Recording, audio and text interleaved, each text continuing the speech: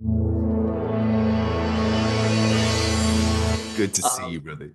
Nice to see you. Let me start by saying congrats on the movie. I'm sure you're hearing this from everyone, but it's so well done, and you're so excellent in this in these roles, if you will. Just Thank want you. to give you props. You're so good Thank in you. it. Thank Um, thank so you. I like throwing a curveball as my first question, and Okay. so I promise it's soft. Okay. Um, All right. if I someone has struck out a lot playing ball when I was in high school. So let's see how I do. Let's see. if someone has never seen anything that you've done, what's the first thing you want them watching and why? Oh, wow. That is a great question. Wow. And I'm sure whatever answer I give you, I would want to change it as soon as we got off. I guess I would say, oh man. I guess I would say True Detective, I guess. I guess just I don't know. I don't know. That's a really good question. Moonlight. I would say Moonlight. I would say Moonlight. I think that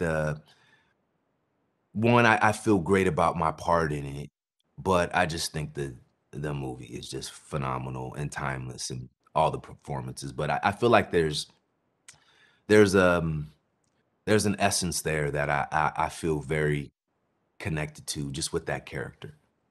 That I do think reflects something about me as well. But I guess I would say Moonlight. Yeah, you have an abundance to choose from. It's actually I understand why you would be Alita smitten. Battle Angel. There you go. Right.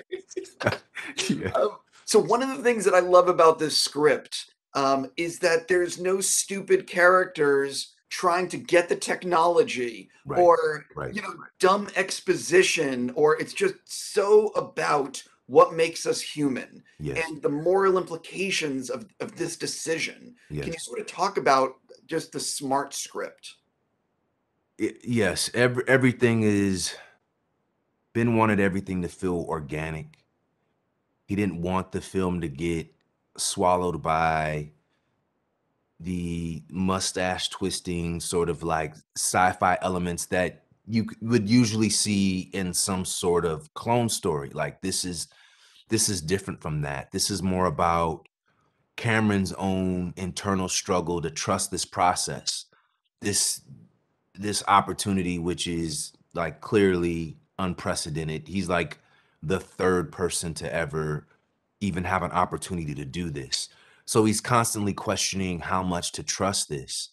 And I think as he learns a little bit more about Jack and this process and is somewhat more at ease, I think at the same time it becomes a little bit other emotions begin to pop up from jealousy to just wanting to be able to control his own narrative, to be able to know his ending, and for other people, his family, to be able to consciously experience that with him. So he's constantly wrestling with a world of emotions, but it never gets into some nefarious thing per se. It's really just about Cameron finding his own peace with this process. And it's a real struggle. And for a lot of reasons that would be, I think, pretty clear and obvious to all of us upon seeing the film.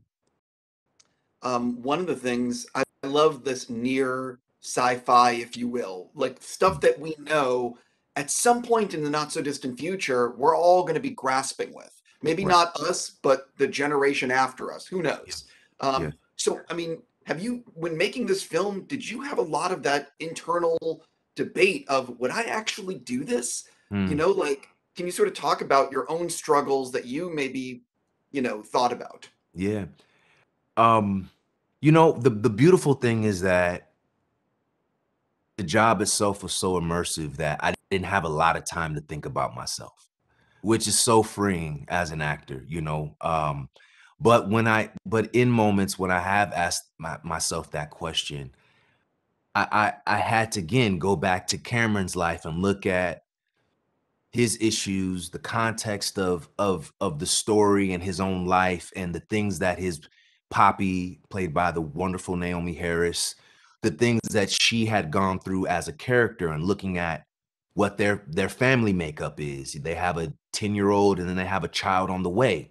And so someone dealing with a terminal illness and having seen his wife navigate depression from losing her twin brother, um, they were all things that I think contributed to making an extraordinarily difficult decision a little bit easier for someone like that. And so for me, considering I don't have all that going on in my life, but I do have a wonderful child and a wonderful wife.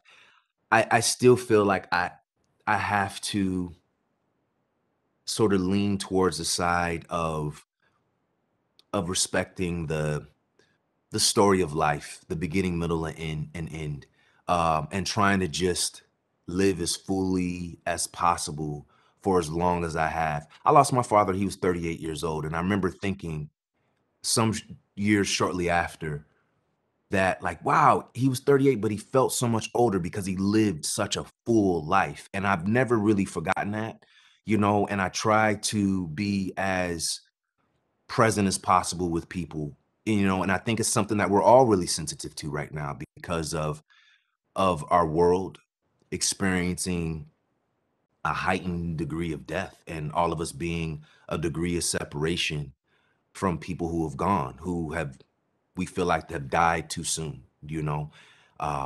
So I think if anything, I just move the focus towards being as present and as open and as loving and as hopeful as possible right now in every moment that I have, and life is going to take its course. But I so appreciate the question that the film poses and what it causes and triggers all of us to think about.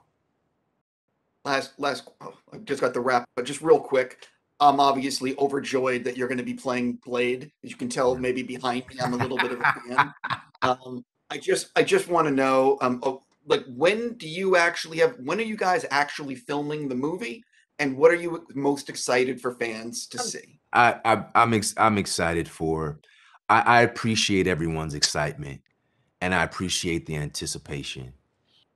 I got a lot of work to do, and I look forward to us filming when we get going. And I want to earn it. That's all I want to say. I want to earn it, and so I'm working on earning it right now. On that note, I'm just going to say, man, again, great work in this. Thank you for giving me your time, and good luck with the rest of Thank your you, brother. interviews. Thank you.